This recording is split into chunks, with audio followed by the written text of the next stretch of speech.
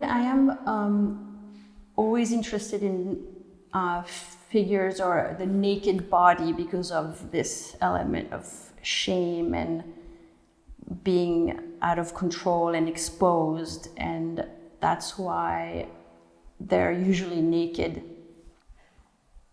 That's really the reason why maybe breasts or butts or get disproportioned or much bigger, and it's more to convey a sort of weight and a shame rather than anything really sexual, which also is there for sure. Some people mention that they get turned on by the paintings, but then they feel bad about it or wonder if something's wrong with them by being turned on by them. And I really, that's great. I really like that. You can feel more the figure's emotions or what I'm trying to convey if you don't get distracted by the eyes or the face that suck up everything. So their body spells out more of the emotions, so the tensions and the torsions. I am actually more interested in that than, yes, I guess the eyes. But I did put faces on the painting. I'm starting to be interested in adding, wanting them to look, the figures to look like an entire person, to have all the characteristics and hopefully still be able to really convey something with their bodies. And I was thinking about these four characters at the bottom of the painting. So they're a little bit of the coral, maybe, that are with the Gorgon, but I've started putting these characters as maybe they're vigils or sentries, or the way putties, the little angels, they're witnesses, and maybe like a Greek choir or something a little bit. They're a little bit their own separate group that gets inserted, and inserting them in an environment changes the rest of the environment. Yes, it was like in Egyptian art when you open tombs and there's one important person and then all these figures around that are supposed to help or mean other things. I always very interested in body horror, and because it makes you feel these things that are really hard to express. In their case, removing a lot of their attributes and adding other monstrosities in a good way. That's not negative. They make me feel a lot. The relationship was water and the beach, and what water changes between underwater, above water, the distortions, what it hides or what it shows. And actually in a lot of them, you don't see what the painting is about. So the treasure hunters, you can't see the treasure, and except for one painting called Pisser, you don't see that either. So it's sort of about hiding and showing. The Pissers were interesting to me because it makes the human skin and our bodies seem even more fragile and thin and frail, because there's all this water being exchanged and going through and the cycle, and so being part of the world, but also invading it invading you. And yeah, I was interested in the beach as this place where you do or are things that you're not anywhere else, and finding stuff that you can't see. Or, I mean, there was a lot of, I thought a lot about, yes, pissing and all the paintings, even the treasure hunters, who knows what they're actually hunting or finding. The other treasure hunter is digging into something that could be, put your fingers into, whatever that is. The fact that our water is shameful and disgusting and dirty, but also really funny. The pissing, and that it's comes from this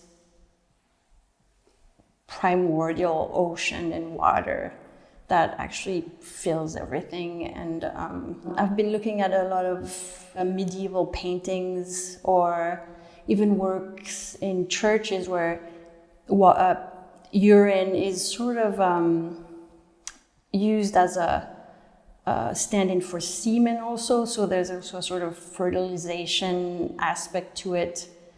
I think that the fact that we think it's disgusting and dirty is actually kind of a newer concept. Maybe the more civilized you become, the dirtier it gets. Body functions, because you can't control it either, so it has to be hidden, or trying to control it. But since you can't, it's actually very interesting.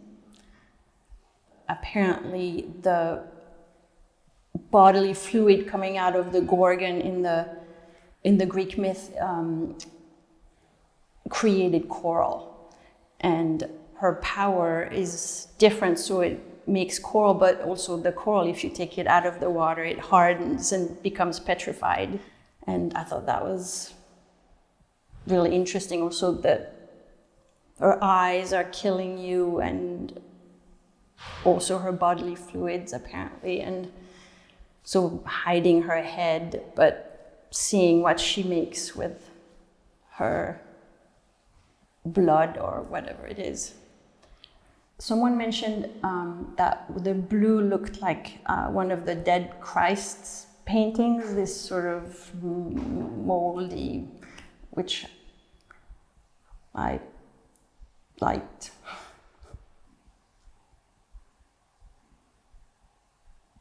I think I get interested in something, I try to expand on this one idea. And in the last two shows I've done that.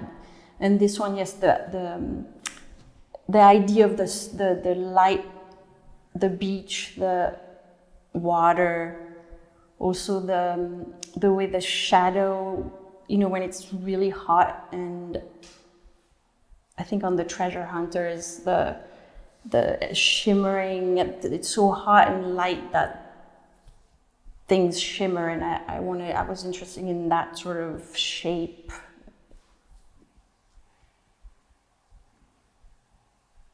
In this group, the characters, the figures are being constrained by the environment and the water, the heat. One of them, anyway, was going to hold a giant penis. And then I thought actually it would be better if that wasn't there, but I think you can still feel it. Personally, I don't really think of my own gender very much. My gender doesn't really come into it. So, and since I'm not really interested in anything sexual,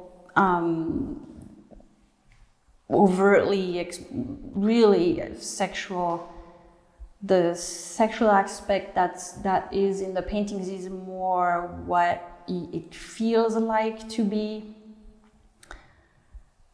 maybe looked at or judged, but it's not about attracting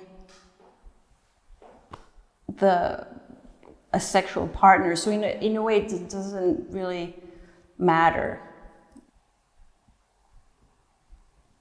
I think that they've had bowl cuts since the beginning of time. Yeah, I love monks' haircuts. I'm sure prehistoric men had to do something about it, and it turned out to be a bowl cut. Again, in this part of the world, I mean, obviously those are also all me. It's really my unconscious just running. So they are all me. So this would be me in prehistoric time with a bowl cut. I like also the fact that they look a bit as if they're made from other parts, that they're like a sort of construction of things that might not fully go together. There's some Dürer drawings where the bodies are, there's bulges where there shouldn't, the butts are tiny. It's really, they're really funny, yeah. Those little characters, those little figures,